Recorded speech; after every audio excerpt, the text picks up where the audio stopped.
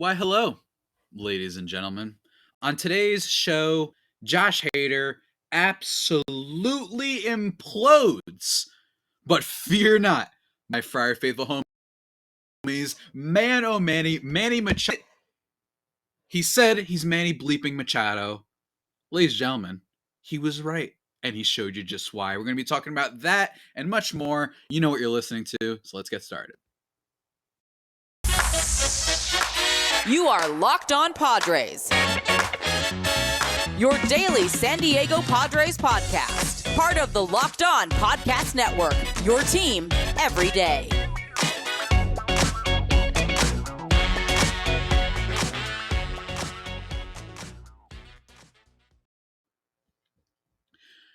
Greetings, ladies and gentlemen, and welcome to another edition of Locked On Padres podcast, which is part of the Locked On Podcast Network, your team every day for Wednesday, August 10th.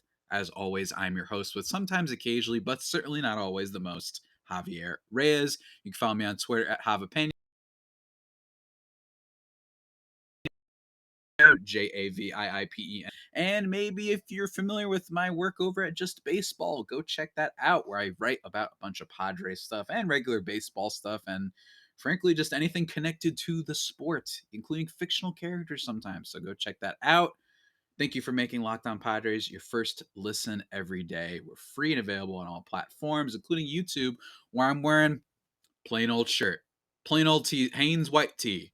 You know what I mean? Hey, if it's good enough for Michael Jordan, then it's good enough for me. You know what I mean? Like that's just what I do.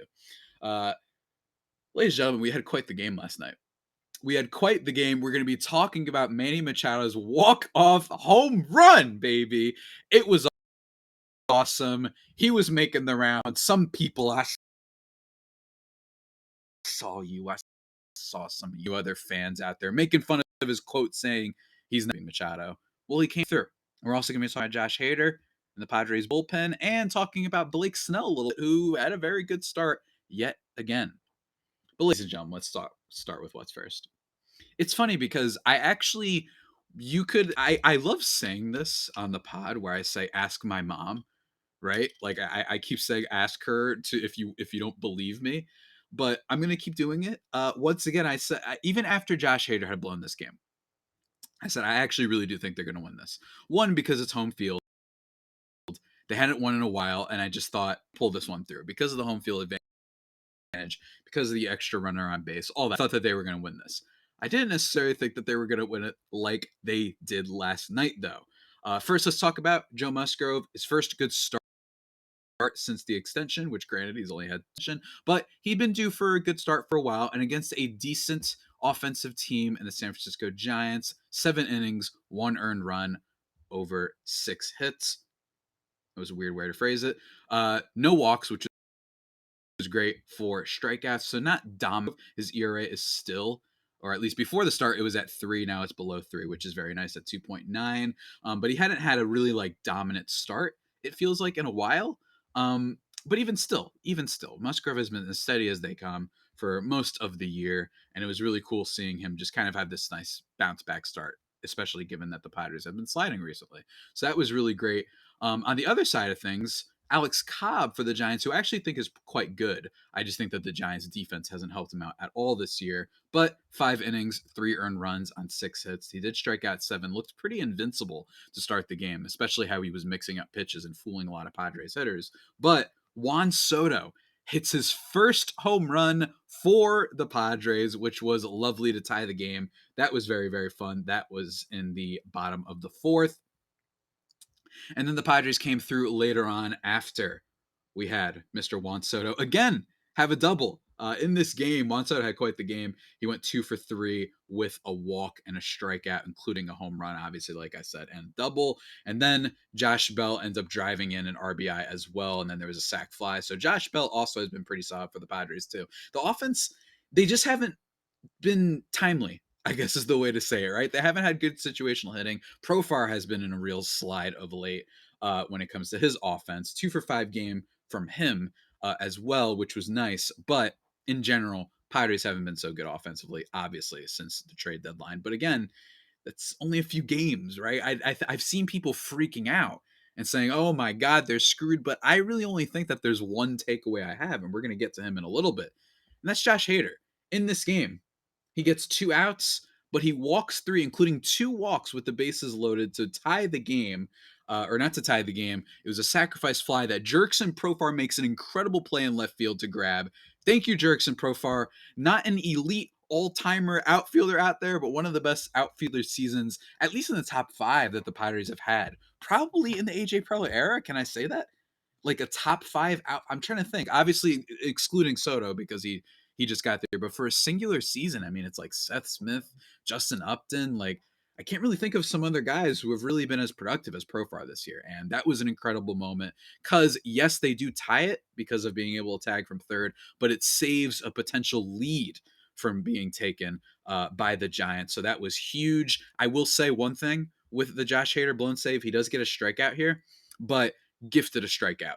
Absolutely gifted. 2 horrible, heinously horrible calls by home plate umpire to give Hader the strikeout. Personally, I know we love him, but I would have taken Josh Hader out if possible right then and there, even after that strikeout, because he was gifted those strikes. I would have taken him out immediately if you could. I know Tim Hill's been shaky this year, who ends up coming in and striking out the last batter. But personally, I thought that clearly the writing was on the wall and they needed to move on. But again, I'm not the manager, and they choose not to do that. They tie the game, which sets the stage, ladies and gentlemen, for a lovely ending. We had the quote, it was going viral of after the Padres got swept, they got beat down, silenced. It was rough.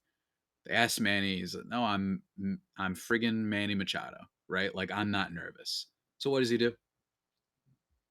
We start off with a ground out by Austin Nola. What else is new? Still got the Nola hat though, I will say. It's right here.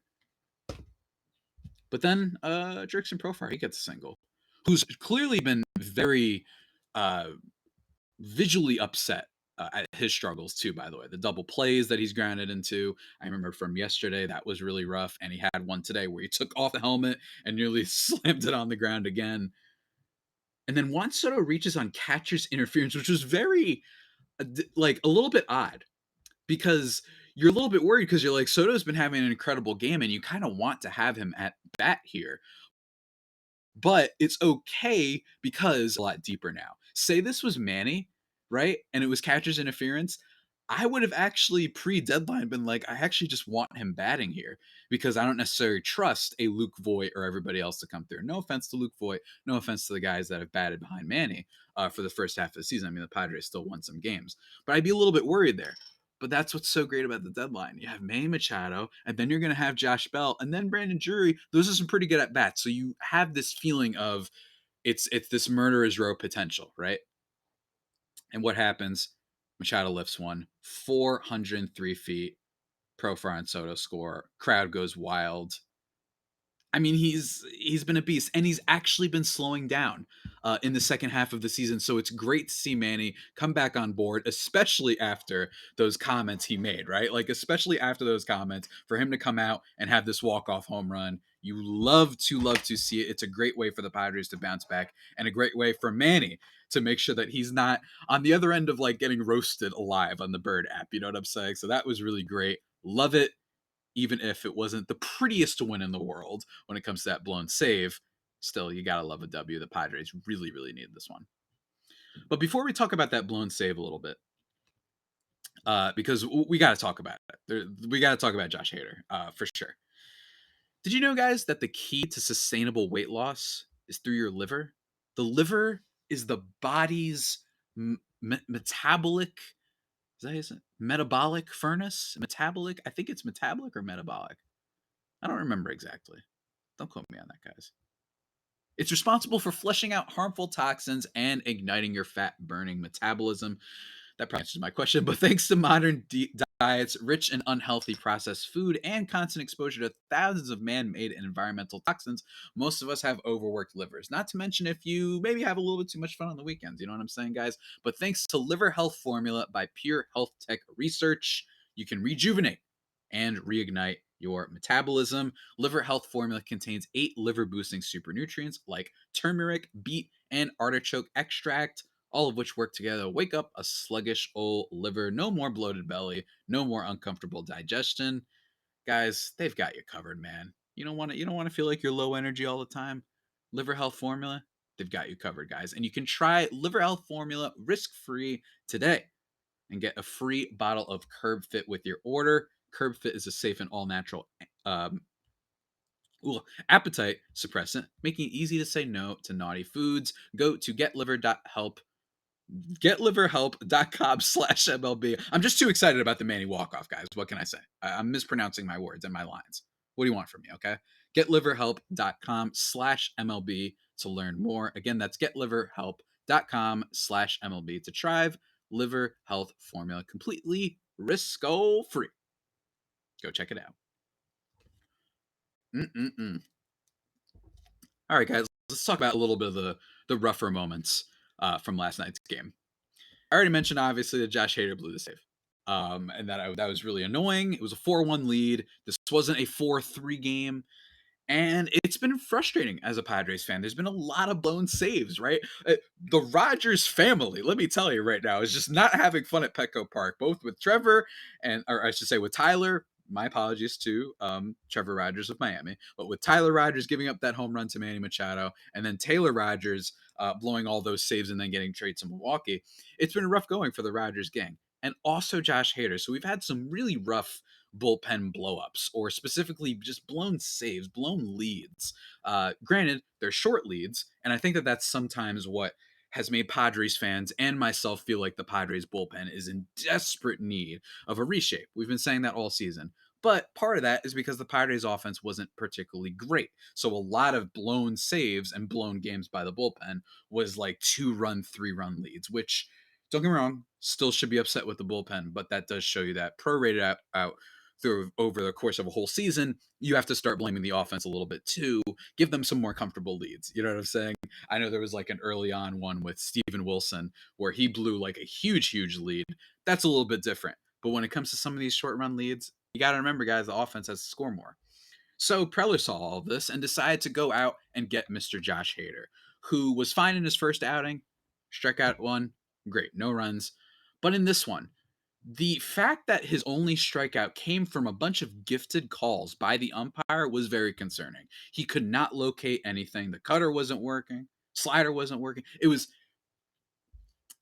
weird how much he just couldn't find the strike zone. It reminded me of when Aroldis Chapman blows saves for the Yankees. It's not him getting bashed and hits going through and maybe, you throw some bad pitches. It's like you can't even hit the strike zone. That's concerning. I'm not trying to hear a guy that you traded so much for get comparisons to Aroldis Chapman's decline, right? I know he's been okay for the Yankees lately, but you get my point. And you hit a batter in this inning, it was freaking concerning. It really was. I was really nervous watching it. And one of the things that I talked about when the Josh Hader trade happened, I gave the Joe Musgrove signing an A. I gave the Josh Hader signing a B, or the trade a B. And the reason I gave it a B is because he's probably the best closer in the game. But I said probably. Here's the thing, and I'm going to reiterate my apologies for people who have listened to the Josh Hader episode, but it needs to be said again. The reason I gave that trade a B, even a B minus, I argued, was because there's two reasons. One, actually technically three. The first one is a little bit up and down that I'm not too smart enough to understand necessarily if Josh Hader is heading towards decline, but bottom line is he'd been blowing up recently. He'd been blowing up like kind of fantastically for the Brewers, right? Giving up 6 earned runs in certain situations. This is a guy who's been untouchable for a long time. So that gave me concern number one. Granted, those were just a couple of blow ups, and you're saying, well, that's why his ERA got so bloated because he had some prolific blowups, right? Reason number two, the Brewers, they often do not miss trades. I have been making fun of the Brewers all season long and how this is a team that MLB analysts and media members will sometimes praise for how well they develop talent, how they get yourself a Corbin Burns, and they're a little bit built all around. And the Willie Adames trade worked out for them okay. Christian Yelich worked out for them pretty okay, even if he isn't as good as he used to be now and he's a little bit washed. I get it. Freddie Peralta, right? Like all that stuff. but they never spent any money. So I'm always like, congratulations, the last time you were in a World Series was the 80s. Talk to me when you make it to the World Series again before you're just content with being competitive every now and then. But that being said, they don't miss trades very often, including with the Padres. Trent Grisham for Eric Lauer and Luis Urias, not necessarily looking like a total great trade right now. Eric Lauer is a pretty decent pitcher and would be pretty helpful to have as a back end rotation guy. He might even have the upside of getting better, especially as he gets older, since he's only 26, 27, right? That's not a great trade. You look at them overall, they make a lot of good moves. They, as trades, not for signing in the direction of the team overall and their attitude towards trying to be competitive, but just in terms of trades. So that made me nervous. You gave up Dinelson Lamet, which is whatever. He gets DFA'd. Now he's with Colorado. I get it. Lamet clearly probably should have gone for the Tommy John surgery, at least in my opinion. But you also give up Estuary Ruiz, who we were all very excited about, one of the biggest prospect breakouts of 2022 with that crazy speed and a better hit tool, as we saw him being a breakout this year. You give him up. And then on top of that, you also give up Robert Gasser, who is the best pitching prospect available in your system. Granted, I get it. You just extended Musgrove. You have Snell for next year. You have Darvish for next year. I get it to a degree, right? And then you had Mackenzie Gore at the time, and then you also have, Mike Clevenger. I get it. There might not have been an immediate spot for him, but even still, it's the top pitching prospect in your farm system. You give him up, and then you also give up Taylor Rogers, who I think, if you look at FIP, his FIP was still pretty low, right? Which made me think he's got some positive regression due. He just been having these weird blowups lately. I get it. I get wanting to remove him from the closer role and improve the bullpen, but I thought Taylor Rogers, you could still use him. He could still be an effective bullpen arm. And then lastly, which I kind of alluded to there with Rogers, reason number 3 the trade was a B for me is because on top of the assets and all that, I actually did not think the Padres bullpen was that bad. 15th in ERA at the time, not great, needs to be better. You had a lot of blown saves from Rogers, but their FIP was like 8th, right? Field independent pitching. They were showing signs of being a decent enough bullpen. And if you consider that they were going to have Drew Pomeranz hopefully come back, who is expected to come back, he's beginning some rehab stuff for the playoff run, right? You get Pierce Johnson get back. You get Robert Suarez back. You get some of these guys back. Maybe Tim Hill starts improving. Steven Wilson figures some stuff out with his strikeout rate and what have you, that I thought the Padres should just go out and get Joe Jimenez of the Tigers, right? Go out and get someone who's not going to cost you nearly as much as a Josh Hayder was on the market necessarily at the time when I professed these opinions. But that was my big thing. You can go out and get some decent bullpen arms. I wonder if Jorge Lopez of the Orioles, since the Orioles ended up selling, I wonder if he would have cost a little bit less to acquire, right? I would have liked that just because it would have cost less. Or just get some setup men, right? Get some of those whatever relievers out of Florida, out of the Marlins, right? Dylan Floro or whatever his face is. What's their closer name? Tanner Scott or Anthony Bass, right? Go for some guys like that. Not Rowan Wick, or Rowan Wick of the Cubs, or Michael Givens of the Cubs. Guys that would at least cost you something, but you still would have saved a little bit, and you save some money too, because Hayder is going to go up in cost next year. So that's why I gave it a B. I still gave it a B because he's still probably, when you look at the overall pedigree, the best closer in baseball. But it is all of those reasons I outlined is why I was concerned. And last night's blow up is the reason I'm still concerned. So it's definitely something to keep an eye on. But I'm just telling you guys, that's just my opinion. I felt like you didn't need to make the trade. It was exciting. It was thrilling. Let me be clear. I was losing my mind when they made it. But did you have to? Could you have just boosted the bullpen a little bit instead of going for the big fish? Which Preller did, and he's been attached to Josh Hader for a long time, so I guess it's not really all that surprising in the context. But nonetheless, guys, got to keep an eye on this guy. Threw a lot of pitches too, so we're probably not going to see him pitch for a little bit. Guys, before we end on a lighter note, for a pitcher who's been performing well lately, unlike Mr. Josh Hader, let me quickly talk to you about something Really, really important, guys. That is BlueNile.com, ladies and gentlemen. If you want your wedding jewelry, which is engagement rings, bands, whatever, or just your fine jewelry like cocktail rings, necklaces with gemstones and diamond jewelry and all that cool stuff. Maybe there's some bronze things and some silver, some amulets, maybe whatever you're looking for whatever it is, for whether it's your partner, whether it's just a friend, whether it's just a loved one, a parent, grandparent, cousin. I don't know. What the heck? What you just want to give gifts to all the people in your life that you care about. Maybe you want to make a little dolphin on your thing, right? They've got all these tools and whatnot. Maybe you want to have a Padres thing.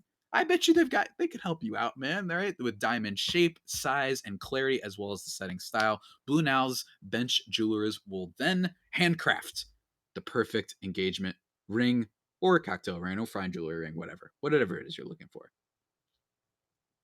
Make your moment sparkle, guys, with jewelry from BlueNile.com. And going on now is the Blue Nile Anniversary Sale. Save up to 40% on classic fine jewelry pieces and 25% on engagement ring settings. Plus, every order is insured, ships free, and arrives in discreet packaging that will not give away what's inside. Shop stress free and find your forever piece. Go to BlueNile.com today.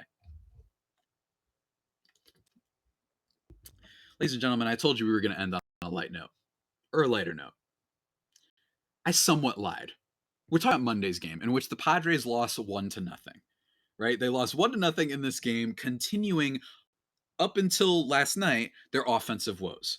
Reading from Nick Lee, who's a good follow, by the way, for all you Padres fans. I haven't talked to him personally, just a Twitter friend, I guess, of Padres Twitter.